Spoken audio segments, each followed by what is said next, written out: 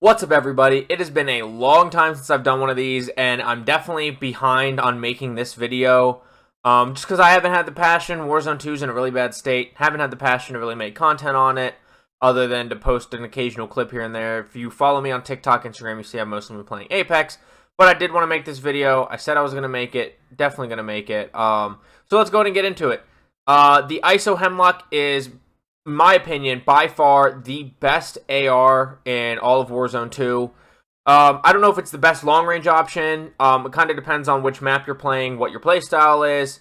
For me, I really don't enjoy on Mazrah with the skill gap, so for me on Ashika Island, this is the best option. It doesn't have the time to kill of the Seiken or the Royale or even the nerfed RPK. It doesn't have their time to kill, but what it does have is the best overall time to kill for an AR when you're comparing it to other ARs, and then it's got the mobility and the reload speed, the aim down sight speed, all of that an LMG can't compete with. And so I think for Ashika Island, where there's a lot to shoot at, there's a lot going on all the time, I think it really is the best option, even though the Royale and the RPK and the Seiken will all kill faster. I think the Hemlock's the move to go with. So as usual, we're going to look through the loadout, and then we'll jump over to true game data.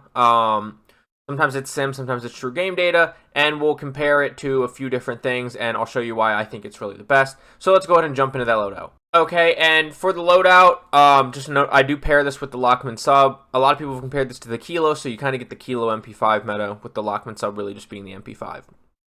You want a full loadout. But we're just going to focus on the loadout or the attachment specifically for the Hemlock. I might make a video on that being the best overall loadout. We'll have to see. And so for the barrel, we have the Fielder barrel. If you look at the other options of barrel, you have the RCQ7. It gives you aim down sight speed, hip recoil control, don't care about that, and movement speed, but it hurts your damage range, bullet velocity, recoil control, all stuff that's not good for range.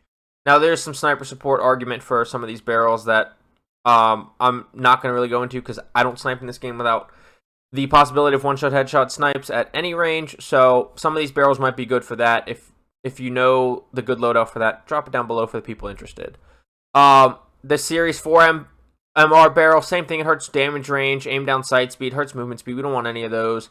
Recoil control, bullet velocity are up, but damage range goes down. Not really great, especially when you compete with the LMGs that have a better TTK. You don't want your damage range getting shorter. The Cypher 121 helps recoil control, and it hurts damage range, and there's not any benefits outside of that. Sound suppression is not a big deal, especially because I have a muzzle on here. And then you have the LR 30/56. Helps with damage range, bullet velocity, aim down sight speed, recoil control. So that's a candidate, but I go with the Fielder because the Fielder also helps with damage range, bullet velocity, and recoil control, where the LR doesn't help with the recoil control. And it hurts movement speed, aim down sight speed, but this also hurts aim down sight speed, and the movement speed penalty isn't huge. And it's your AR, you're probably moving around mostly with your SMG, or if you're one of those people, the KV broadside.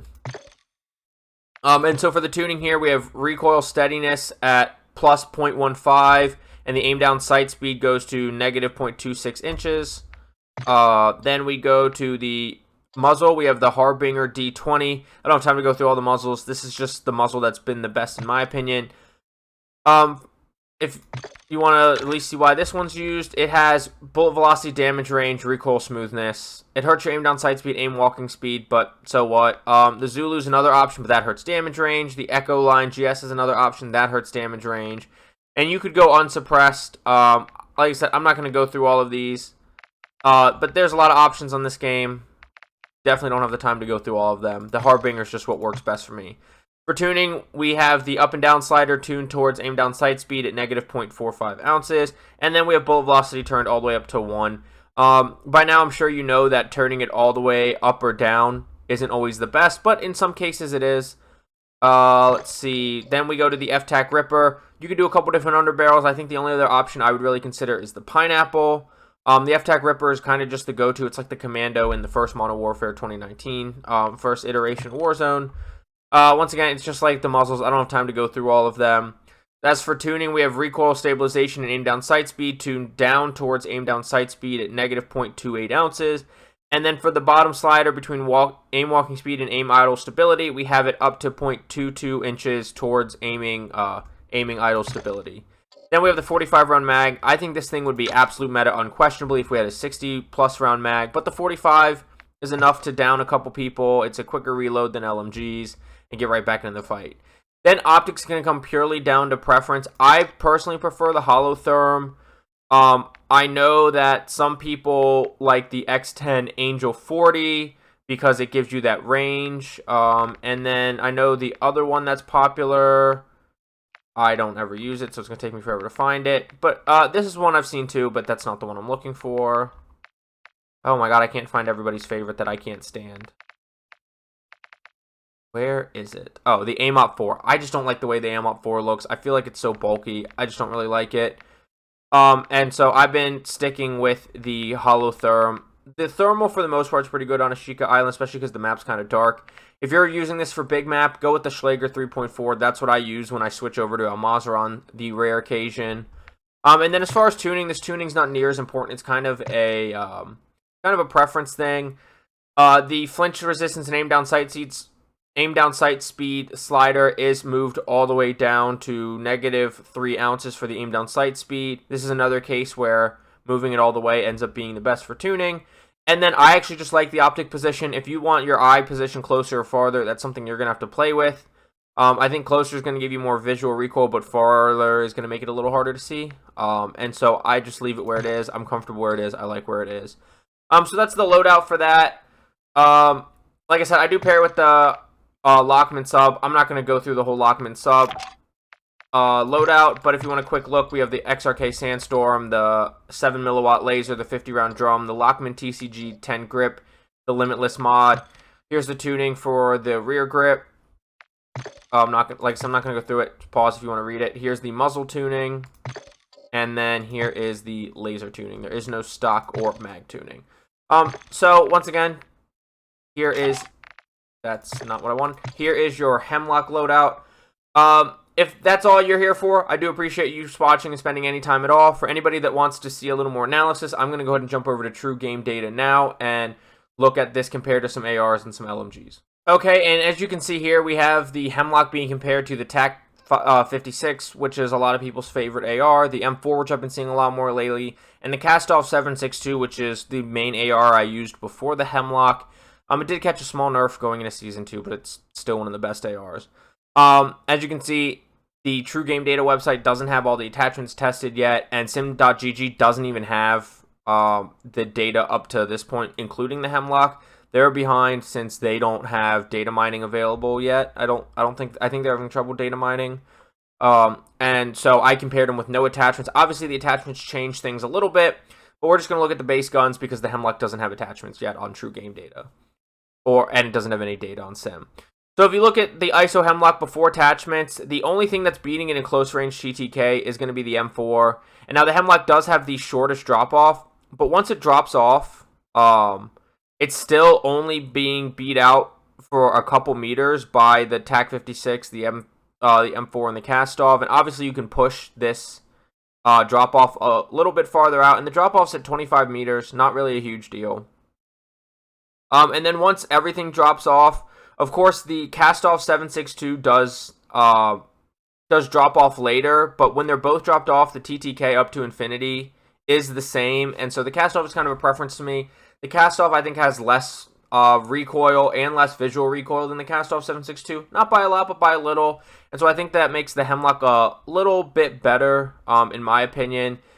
And then you look at fire rate, and the fire rate for the Hemlock and the Castoff are the same thing. The M4 is a little bit higher, but that didn't help the TTK too much. Reload time, the Hemlock is the fastest reload time because it's only got that 45 round mag, which helps contribute to why it's better. The bullet velocities are all 590, so there's no advantage there. Sprint to fire is all the same. Tactical sprint to fire is the same. Movement speed is better with the Hemlock than with the Castoff 762, so that's another place that it's beating it out. And sprint speed is virtually the exact same. TAC sprint speed is virtually the exact same. And so there's a couple minor differences where the Hemlock is beating out the Castoff 762, and after the first drop off, the Castoff really beats everything else in time to kill. Or not the Castoff, the Hemlock. So let's look at it compared to the LMGs. You can see here we got it compared to the SAKE and the RAL and the RPK. Nobody's using the HCR, the RAP, or the 5.56 Icarus. They're just not really in the meta. And as I had already mentioned, the Hemlock is losing out in TTK to everything, all the LMGs. But when you come down here and you look at fire rate, it's tied for the second highest fire rate. Its mag size obviously where it's hurting. But look at the reload time difference.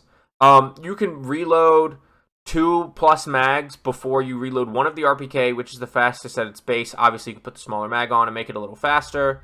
If we wanted to do that, you go RPK, not ammunition, magazine. It doesn't even...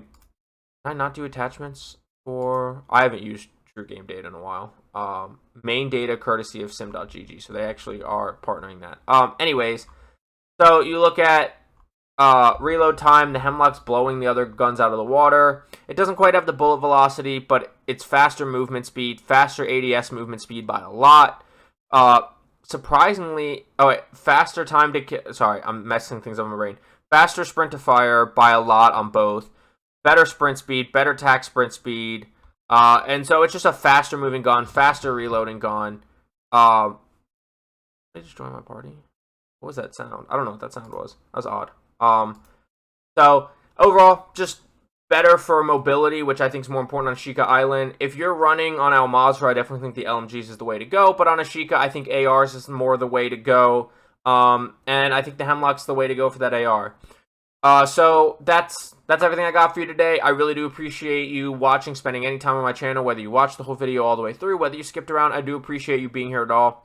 Please don't forget to like, subscribe, hit that notification bell for more. I'm trying to find my passion. If Warzone upgrades more, I definitely will find more passion in there if it becomes a better experience.